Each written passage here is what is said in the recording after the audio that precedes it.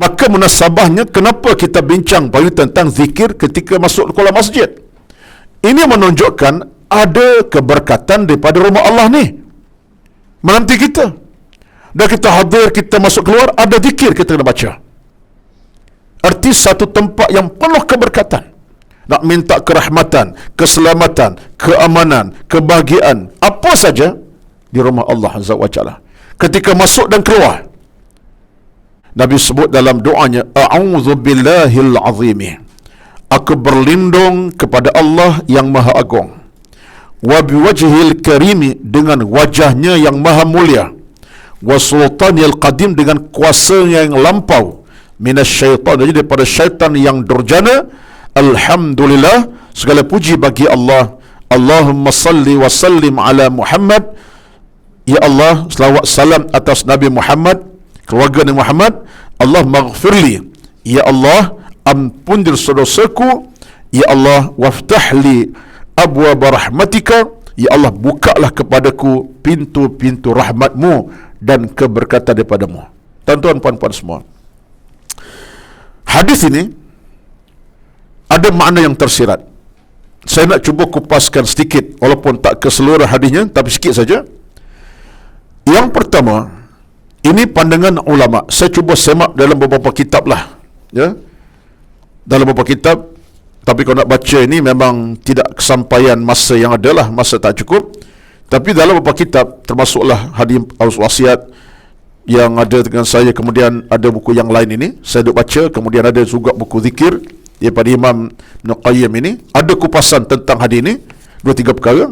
Yang pertama, Nabi bermula perkataan A'udzu billahil azim, aku berlindung dengan Allah Tuhan yang maha besar.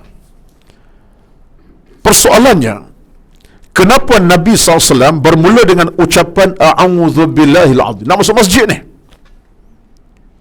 tapi Nabi sebut aku berlindung dengan Allah Tuhan yang maha besar. Di sini kata para ulama, menariknya, saya baca, saya buat rumusan ini. Maknanya tuan-tuan, kita sebenarnya bila kita sudah ada perasaan cinta sayang kepada rumah Allah, masjid ini anugerah siapa ni? Allah. Bukan anugerah manusia tu imam pengurusi masjid kepada kita, tidak. Bila puan-puan ada kecintaan nak datang ke Masjid An-Nur YJ 4, nak datang Masjid Al-Falah YJ 9, nak datang ke Masjid Negeri Shah Alam, nak datang ke masjid sekian-sekian lah lokasi kita berada, kecintaan nama itu siapa punya ni? Allah yang campak, bukan manusia yang campak. Walaupun mungkin orang kata saya seronok lah Masjid Al-Falah tu, sebab apa? Airconnya banyak, kemudian seronok, kapet pun baru, binaan pun selesa. Mungkin ada kata macam tu. Saya suka pergi Masjid Negeri Shah Alam sebab apa? Dia punya suasana tenang, aman, damai, patut suasana udara pun cantik. Mungkin ada, tetapi itu bukan segala-galanya.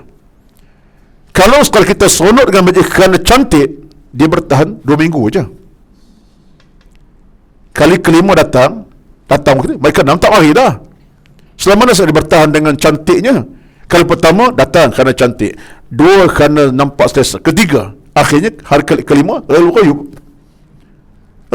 Yang kelima, sebab apa? Dia hanya datang kerana suasana cantik. Tuan-tuan pergi Masjid Sendayan, contoh Seri Sendayan, dah buat lawatan? Dah pergi. Nak pergi kali kedua? Yalah jauh Ustaz. Kalaupun dekat dengan, mungkin kita menikmati cantik seronok itu pada kali pertama, 2, 3 je. Tapi ingat, bila Allah campak dalam hati kita seronok pada masjid, kita tak kira masjid besar kecil, kita seronok nak hadir. Kenapa? Kerana Allah yang campak dalam hati kita keinginan kemauan ke masjid. Ini hidayah namanya.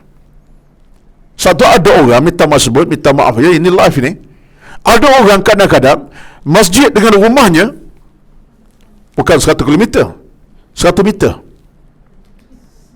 100 meter sebelah masjid, pagar masjid, pagar rumah dia.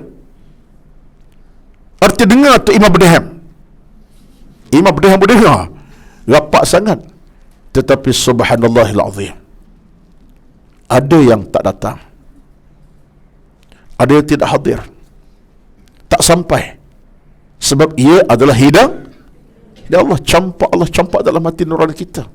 Lepas tu ada orang yang jauh 2 kilometer, tapi maghrib, isya, subuh, asar sampai 2 kilometer, dia jauh lah juga. Jalan kaki tak sampai dengan mudah, sampai tapi letih 2 kilometer dengan kereta, tapi sampai. So apa? Keterikatan dia dengan rumah Allah kerana hidayah Allah. Yang 1 meter tak sampai juga mayat ketika dia mati sampai Kenapa? Minta maaf tuan-tuan, ini adalah hidayah Allah Azza wa Jalla. Patulah bila puan-puan ada kecenderungan keseronokan ke masjid, cukuplah dengan ucapan Alhamdulillah ya Allah, Engkau sayang padaku ya Allah, Engkau lekatkan hatiku dengan rumahmu ya Allah, sehingga kita merasakan bahawa kalau tak ke masjid bila azan berkumandang, kita rasa macam satu dosa, bebanan dosa. So apa? Azan dengar tapi tak ke masjid, azan kedengaran tapi tak sampai-sampai. Tak boleh tuan-tuan. Ya, bila sebut macam ni, sebab saya nak ikatkan bahawa ini adalah rezeki Allah Azza wa Jalla. Satu Nabi sebut a'udzu billahi apa? Aku seolah Nabi sebut macam ni. Seolahnya terjemahnya, aku berlindung ya Allah, seolah Nabi sebut dalam hati baginda kepada kita sebagai umat baginda, jangan ya Allah Engkau halang aku ke masjid. A'udzu billahi, aku minta Engkau ya Allah dengan kuasa-Mu ya Allah, berlindung daripada-Mu ya Allah dengan kuasa-Mu supaya aku ni tak terhalang. Rindu. Satulah dalam peristiwa Nabi SAW. Ini cerita tuan-tuan, saya nak menangis, minta maaf lah saya menangis. Minta maaf awal lagi. Betul. Ketika hari-hari akhir Nabi sedang wafat. Ketika hari-hari Nabi nak wafat, Nabi tak lagi mampu untuk imamkan sembahyang berjemaah. Nabi tak larat nak bangkit. Nabi hanya selakkan ke langsir daripada rumah bilik Aisyah. Nabi minta supaya Abu Bakar imamkan salat. Tuan-tuan, Nabi menangis. Sebab Nabi dalam hidup baginda salam tak pernah tinggal mengimamkan salat dan sembahyang berjemaah. Melekat baginda malam siang dengan berjemaah imamkan salat di Masjid Nabawi yang sebelah rumah baginda. Tapi hari-hari akhir baginda sallallahu, Nabi tak larat nak bangkit. Sehingga Nabi salak ke langsir, Nabi kata, ya Aisyah, beritahu kepada ayah kamu, ya Ummus Salah, imamkan sembahyang. Nabi menangis sampai Aisyah kata, aku tengok Nabi air mata bertitik, jatuh air mata Nabi. Sebab Nabi dah rasa tak larat sangat dah nak memimpin solatnya. Nabi solat di tempat dia baginda sakit. Kata Aisyah, aku tengok wajah Nabi. Ini hadis sebut dalam cerita ni. Sehingga Aisyah kata, aku tengok air mata Nabi jatuh setitik. Kerana Nabi rindu nak imamkan solat. Tuan-tuan, saya bercakap bukan saya bercakap untuk saya bercakap untuk kita semua. Hari ini kalau kita rumah dekat masjid, sang suami ke anak kita contohnya, saya bercakap untuk saya juga, keluarga saya ada keluarga. Tapi bila datang azan berkumandang, kita tak rasa satu panggilan Allah kepada kita. Azan berkumandang, asar, zuhur, maghrib, isyak, kita rasa apa? Santai di rumah, bersembang, bercakap, duduk rehat, tak kisah kumandang. Di mana kita dengan agama ini tuan-tuan? Yang panggil bukan Bilal. Saya sering sebut kepada tuan-tuan puan semua, di mana pun saya pergi, lokasi saya pergi ceramah-ceramah, hakikatnya kalau azan berkumandang, bukan Bilal panggil, tapi siapa panggil? Allah yang panggil. Bila alunkan azan je, Allahu Akbar, Allahu Akbar, Allahu Akbar, Allahu Akbar. Alunan itu Bilal yang alun, tapi Allah yang panggil kita. Tugas Bilal, ia alunkan azan. Dia masuk asar dia tugas dia. Maghrib dia kena alunkan, itu tugas dia. Tapi yang panggil siapa? Allah. Hei manusia, Allah maha besar sekarang ni. Kerja dunia kecil, berehat kecil, tidur kecil. Yang besar aku sekarang ni. Hayya ala salat, mari salat, mari sembahyang. Mari salat. Datang ke masjid ni, datang ke surau ni, ini rumah aku. Yang panggil Allah. Bila alunkan kalimah, Tapi kalau ada kalangan kita yang buat tak tahu, buat tak erti, seolah-olahnya kita tak kisah panggilan Allah. Ini falsafah penting. Sebab saya nak ikatkan supaya kita ingat Nabi menangis. Padahal Nabi memang tak mampu nak imamkan sembahyang. Tapi Nabi tertekan. Hinggalah Nabi dah merasakan penghujung hidup baginda. Dan betul, itulah saat Nabi terakhir.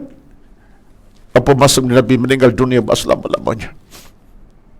Tuan-tuan, kita buatlah cerita ni, kalau kita nak buka lembaran cerita panjang lagi cerita Nabi ni. Satulah tuan-tuan semua, puan-puan semua, ini rezeki. Bila Allah campak dalam hati kita kecintaan manusia, itu rezeki. Ini bukan panggilan Tok Imam, Tok Bilal, Tok Siap, bukan penazir masjid kepada kita. Bukan mereka campakkan rasa itu kepada kita. Tak. Ini Allah punya hidayah kepada kita. Batu pertahankanlah. Dan munasabah lagi lah kalau tengok dalam Nabi SAW, Nabi sebut kepada kita. Sampai Nabi sebut siapa yang biasa ke masjid, jaga langkah ke masjid dan hadir ke masjid. Nabi kata apa? Idza ra'aitumur rajula ya'tadul masjida fa ashhidu lahu bil iman. Hadis daripada Imam Tirmizi, dalam 40 ada Nabi sebut dalam hadis sahih. Hadis sahih. Idza ra'aitumur rajula ya'tadul masjida, siapa-siapa kalangan kamu yang biasa ke masjid, langkah ke masjid kakinya malam, siang, pagi, petang, persaksikan ada iman di dadanya. Nabi kata apa? Ada iman dalam hatinya. Buktinya dia melangkah sentiasa ke masjid. Ya'tad ini membiasakan langkah-langkah ke masjid malam, siang. Iman ada dalam hatinya, kata Rasulullah. Nabi kaitkan ke masjid dengan iman. Nabi kaitkan orang masjid dengan iman. Maknanya, bila jiwa tak melekat dengan rumah Allah, iman kita seolah macam tak ada. Kalau kita Muslim, tuan-tuan, puan-puan semua, ini rezeki Allah. Sebab tu Nabi SAW bila sebut a'udzu, soalan Nabi merayu pada Allah, janganlah dengan nikmat yang Allah beri ini aku melindung, jangan lagi Allah, engkau seolah menyekat aku daripada hadir ke rumahmu. Jadi doa ni tuan-tuan nampak simple, tapi ulama bincang ni daripada kita baca, soal Nabi merayu kepada Allah, meratap di atas nama ya Allah, aku mohon berlindung denganmu daripada benda-benda yang mencacatkan, tak cinta, tak sayang ke masjid dan seumpamanya.